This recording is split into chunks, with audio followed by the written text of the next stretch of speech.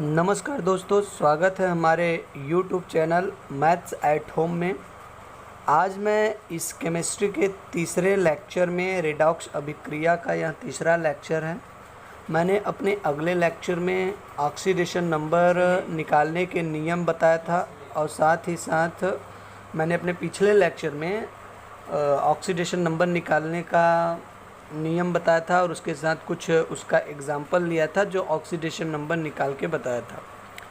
और उसमें कुछ ऐसे कंपाउंड थे जो मैंने छोड़ा था आप लोगों के लिए। आज मैं उस कंपाउंड को भी एग्जाम्पल मतलब यहाँ पर लिया हूँ इस लेक्चर में, और उसका भी ऑक्सीडेशन नंबर निकालूंगा और एक दो नए और कंपाउंड उसमें मैंने आज लिया हूँ।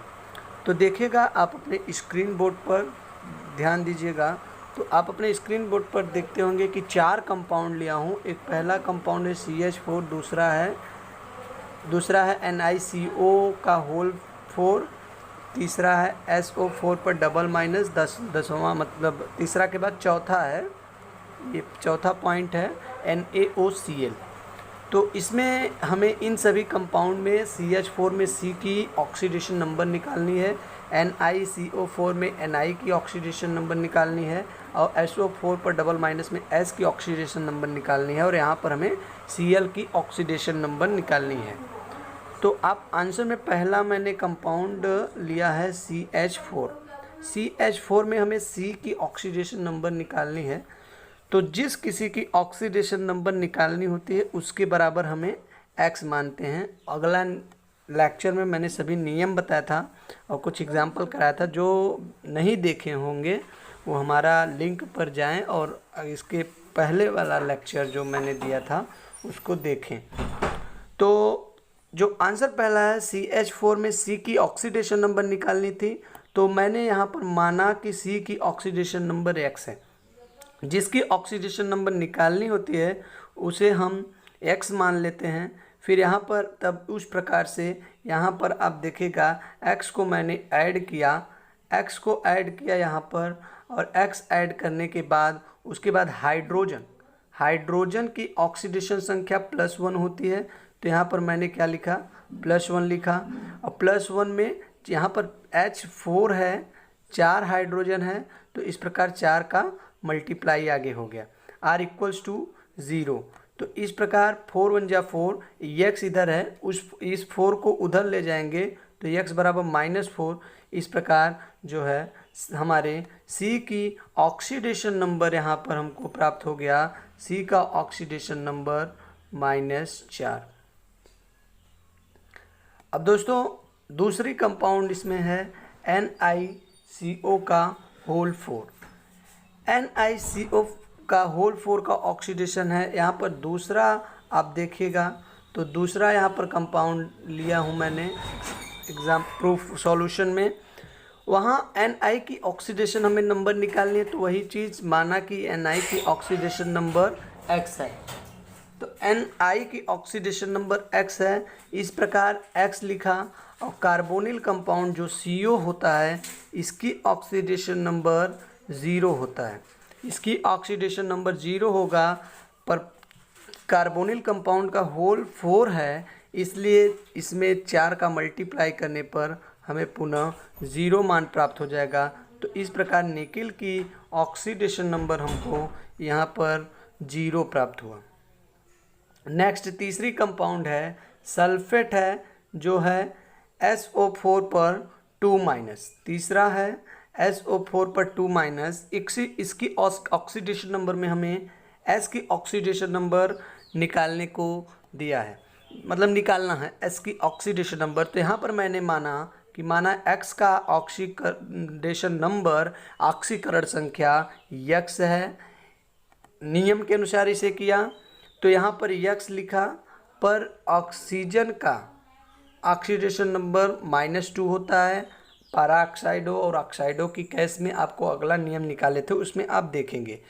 तो यहाँ पर -2 हुआ ऑक्सीजन पर, यहाँ पर 4 ऑक्सीजन है तो उसमें 4 का मल्टीप्लाई किया, तो 4 दूनी 8, X -8 8 है। और इधर -2 इसलिए लिखा गया क्योंकि जो सल्फेट है, सल्फेट पर 2 ऋण आवेश है, तो जितने ऋणावेश होते हैं वे उसकी ऑक्सीडेशन नंबर कहलाती है। According to the definition of oxidation number, ऑक्सीकरण अभिक्रिया ऑक्सीकरण संख्या के परिभाषा से। तो यहाँ पर -2 लिखा, ये -8 उस तरफ जाएगा, +8 हो जाएगा, तो -2 + 8 आर इक्वल्स टू यक्स बराबर यहाँ पर हमको मिलेगा +6। तो इस तरीके से हमको सल्फेट में एस की ऑक्सीडेशन नंबर +6 मिला। तो एक्स की ऑक्सीडेशन नंबर यहाँ पर हमको +6 प्राप्त हो गया। पुनः आप देखिए एक चौथा कंपाउंड है जो दिया था NaOCl। NaOCl दिया है, उसमें हमें Cl की ऑक्सीडेशन नंबर को फाइंड करना है। तो Cl की ऑक्सीडेशन नंबर फाइंड करने से पहले आप यहाँ पर देख सकते हैं कि Cl जिसका हमें ऑक्सीडेशन नंबर ज्ञात करना होता है उसके बराबर मैंने क्या लेता हूँ, मैं x लेता हूँ। तो यहाँ पर माना Cl की ऑक्सीडेशन नंबर x है। यहाँ पर सोडियम जो Na धातु आया है, दिस इज अ कॉल्ड, मतलब जो Na धातु है यह क्षार धातु है।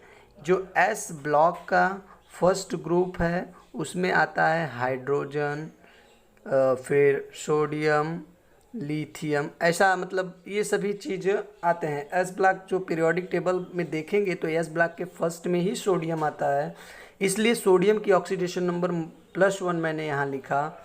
और O की ऑक्सीडेशन नंबर -2 होता है, तो यहाँ पर O की ऑक्सीडेशन नंबर -2 लिखा, प्लस Cl की ऑक्सीडेशन नंबर x माना है इसलिए यहाँ पर x लिखा। टोटल R इक्वल्स टू कोई आवेश नहीं है इसलिए R इक्वल्स टू 0 यहाँ पर हो गया। यहाँ पर देखिए 0 हो गया इसलिए। तो फिर इसको सॉल्व करेंगे तो +1 - 2 बराबर -1 plus x R equals to 0। तो यक्स बराबर क्या प्राप्त हुआ, +1। इसी प्रकार आप आगे देखेंगे तो अर्ध अभिक्रिया है। अब हमें अर्ध अभिक्रिया की क्या परिभाषा होती है इसको आप लोग ध्यान से देखिए। अर्ध अभिक्रिया क्या होता है, तो सबसे पहले आप अपने स्क्रीन पर देखते होंगे कि लिखा है ऑक्सीकरण और अपचयन। ऑक्सीकरण और अपचयन, ऑक्सीडेशन एंड रिडक्शन, दोनों अभिक्रियाएं एक दूसरे के पूरक होती हैं। वी नो दैट, ऐसा हमने अपने पिछले लेक्चर में भी देखा है कि ऑक्सीकरण और अपचयन दोनों अभिक्रियाएं एक दूसरे के पूरक होती हैं। अतः वह अभिक्रिया जिसमें केवल ऑक्सीकरण होता है उसे ऑक्सीकरण अर्ध अभिक्रिया कहते हैं। मतलब ऐसा अभिक्रिया, ऑक्सीकरण और अपचयन एक दूसरे के पूरक हैं, लेकिन वह अभिक्रिया जिसमें केवल ऑक्सीकरण होता है वे ऑक्सीकरण अर्ध अभिक्रिया कहे जाते हैं। और ठीक आगे लिखा है और जिसमें केवल अपचयन होता है उसे अपचयन अर्ध अभिक्रिया कहते हैं। मैं आपको जब एग्जाम्पल लूँगा तो उस एग्जाम्पल में इस डिफिनेशन को और ज़्यादा क्लियर करूँगा, पर आप ध्यान दीजिएगा, इस डिफिनेशन को अपने माइंड में रखिएगा कि ऑक्सीकरण और अपचयन एक दूसरे के पूरक होते हैं। अतः वह अभिक्रिया जिसमें केवल ऑक्सीकरण होता है उसे ऑक्सीकरण अर्ध अभिक्रिया कहते हैं, और वह अभिक्रिया जिसमें केवल अपचयन होता है उसे अपचयन अर्ध अभिक्रिया कहते हैं। अब आगे मैंने एक एग्जाम्पल लिया है, उस एग्जाम्पल में मैंने यह दिखाया है कि यहाँ पर मैंने एग्जाम्पल में एक आणविक समीकरण लिया है। वह आणविक समीकरण है SnCl2। यहाँ पर आप आणविक समीकरण देखें पूरा, SnCl2 FeCl3 arrow SnCl4 plus FeCl2 शायद है, जो भी अभी जब निकालने लगेंगे तो बताते हैं। तो यहाँ पर एग्जाम्पल आप देखे हैं आणविक समीकरण। तो सबसे पहले दोस्तों यहाँ पर आप ध्यान देंगे कि सबसे पहले रिएक्शन में मैंने SnCl2 को लिया। अब इसको सबसे पहले हमें आयनिक समीकरण बनाना होता है। तो आयनिक समीकरण बनाने के लिए सबसे पहले हमें Cl2 लेंगे और इसमें Sn की ऑक्सीडेशन नंबर निकालेंगे। तो यहाँ पर मैंने SnCl2 लिया जिसमें हमें Sn की ऑक्सीडेशन नंबर निकालनी होती है। तो आप जानते हैं कि Cl की ऑक्सीडेशन नंबर -1 होती है। तो यहाँ पर 2 Cl है, इसलिए 2 - 1, Sn की जगह हमने x माना प्लस r इक्वल्स टू 0। तो इस प्रकार से x बराबर +2 यहाँ पर हमने Sn की ऑक्सीडेशन नंबर फाइंड कर लिया। तो Sn की ऑक्सीडेशन नंबर यहाँ पर क्या हुआ, +2, आप देख सकते हैं यहाँ पर Sn की ऑक्सीडेशन +2 हुआ। फिर आप FeCl3 पर चलें, तो FeCl3 में देख रहे हैं Cl की ऑक्सीडेशन संख्या फिर से वही -1, तो -1 Cl की ऑक्सीडेशन संख्या होती है, पर यहाँ पर जो है 3 Cl है, तो 3 Cl है, इट मीन्स दैट -3 हो जाएगा, 3 का -1 में मल्टीप्लाई तो -3, तो यहाँ पर मैंने -3 का -1 में मल्टीप्लाई किया, -3 आया, r इक्वल्स टू 0 आया था, तो ये -3 जब उस साइड जाएगा तो +3 हो जाएगा। इस प्रकार Fe की ऑक्सीडेशन नंबर हमें क्या मिला, +3। तो Fe की भी ऑक्सीडेशन संख्या हमें +3 मिला। आप फिर आप यहाँ पर देख सकते हैं अपने स्क्रीन पर, इस तरफ SnCl का मतलब SnCl4 है, इसमें 4 क्लोरीन है, क्लोरीन की -1, 4 की मल्टीप्लाई हो जाएगी तो -4 और x ऐसा ही बराबर 0। तो इस प्रकार x बराबर हमको मिल जाएगा +4। तो इस प्रकार यहाँ पर इस साइड में एरो पर इस कंपाउंड का, इस कंपाउंड में Sn की ऑक्सीडेशन संख्या +4 हुआ। अब यहाँ पर Sn की ऑक्सीडेशन संख्या +4 हुआ, आप यहाँ पर FeCl2 है, यहाँ पर FeCl2 है जो कट गया था, तो इस FeCl2 में आप ध्यान से देखिएगा, इस FeCl2 में यहाँ पर आगे मैंने लिया हूँ, इसको भी किया हूँ, FeCl2 में 2 Cl है, इसलिए -1 में 2 का मल्टीप्लाई प्लस x लिया, r इक्वल्स टू 0 लिया, तो इसका मल्टीप्लाई किया x, और 2 में -1 का मल्टीप्लाई -2, r इक्वल्स टू 0, तो x बराबर हमको क्या मिला, +2। इस प्रकार यहाँ पर Fe की ऑक्सीडेशन नंबर +2 हो गया। तो अब हमने सभी पर आवेश लगा दिया, अब इसे हमें आयनिक फॉर्म में लिखना है, फिर उसमें ऑक्सीडेशन अर्ध अभिक्रिया और अपचयन अर्ध अभिक्रिया निकालना है। तो आप अपने सामने फ्रंट पर स्क्रीन पर इस समय आयनिक समीकरण देख रहे हैं। यह आयनिक समीकरण कैसे बना है, आप आणविक समीकरण में जब रिडक्शन मतलब जब ऑक्सीडेशन नंबर फाइंड किए हैं तो Sn पर +2 है, Sn पर +2 लिखा है, आप यहाँ से फाइंड किए हैं, तो Sn पर +2 इट मीन्स दैट कि Sn पर 2+, Sn प्लस 2+, तो आप आयनिक समीकरण देखिए, Sn पर मैंने 2+ लगा दिया। ठीक उसी प्रकार आप जब FeCl3 में Fe की ऑक्सीडेशन संख्या निकालें तो कितना आया है, +3, इसलिए यहाँ पर मैंने Fe पर +3 लगा सकते हैं, क्योंकि 3+ है, तो फिर आयनिक समीकरण देखिए, Fe पर 3+ मैंने लगाया। फिर आगे एरो के इस साइड देखिए SnCl4 है, Sn पर 4+ है, तो यहाँ मैंने इस तरफ आयनिक समीकरण में Sn पर 4+ लगा दिया। फिर आप यहाँ पर देखिएगा FeCl2 में Fe की ऑक्सीडेशन संख्या +2 है, इसलिए इस रिएक्शन में Fe पर मैंने 2+ लगा दिया। अब इसमें ध्यान दीजिएगा आप लोग कि आयनिक समीकरण तो बन गया। अब देखिए धनावेश आवेशों का बढ़ना, धनावेशित आवेशों का बढ़ना क्या कहा जाता है, आक्सीकरण। तो Sn +2 से बढ़कर +4 हो रहा है, इसमें +2 है और बढ़कर कितना हुआ, +4, तो इसका क्या हुआ, आक्सीकरण। तो जिसका आक्सीकरण होता है वे आक्सीकरण अर्ध अभिक्रिया कहते हैं, यहाँ पर लिखा है। अतः वह अभिक्रिया जिसमें केवल आक्सीकरण होता है उसे आक्सीकरण अर्ध अभिक्रिया कहते हैं। तो इस केस में आप यहाँ पर ध्यान से देखिएगा कि Sn से Sn +2 से Sn +4 हो रहा है, इसलिए इसका ऑक्सीकरण हो रहा है, और आक्सीकरण अर्ध अभिक्रिया इसी को कहेंगे। आक्सीकरण अर्ध अभिक्रिया यही होता है, और Fe +3 से घट के +2 हो रहा है, इट मीन्स दैट इसका अपचयन हो रहा है, तो यह अपचयन अर्ध अभिक्रिया हुआ। आप अपने फ्रंट स्क्रीन पर देख रहे होंगे वही चीज़ लिखा गया कि Sn++ से बढ़कर Sn4+ हुआ, इसलिए यह ऑक्सीकरण अर्ध अभिक्रिया हुआ। Fe +3 से बढ़कर Fe डबल प्लस हुआ, इसका घटा तो इसका अपचयन हुआ, इसलिए यह अभिक्रिया कौन सी होगी, यह अपचयन अर्ध अभिक्रिया होती है। दोस्तों अब मैं आप अपने स्क्रीन पर देख रहे होंगे एक हेडिंग लिखा है जिसमें लिखा है कि रासायनिक समीकरण को संतुलित करने का नियम। रासायनिक समीकरण को संतुलित करने का क्या नियम है? तो रासायनिक समीकरण को संतुलित करने के लिए कुछ नियम मैं लिखवा रहा हूँ, उसको आप अपने कॉपी में नोट कीजिएगा। मैं अपने अगले लेक्चर में और इसके कुछ नियम निकालूंगा और एग्जाम्पल के माध्यम से ये सारे नियम आपको अच्छी तरीके से समझ में आएंगे। पहले आप इसे एक बार अपने कॉपी पे नोट करिएगा। इसमें मैंने 3-4 इसका नियम लिखवाया हूँ, 3-4 नियम लिखवाया हूँ और कुछ शेष नियम है उसे अगले लेक्चर में पूरा करूँगा विद एग्जाम्पल के साथ। यहाँ पर मैंने पहला लिखा हूँ कि आणविक समीकरण से आयनिक समीकरण बनाते हैं।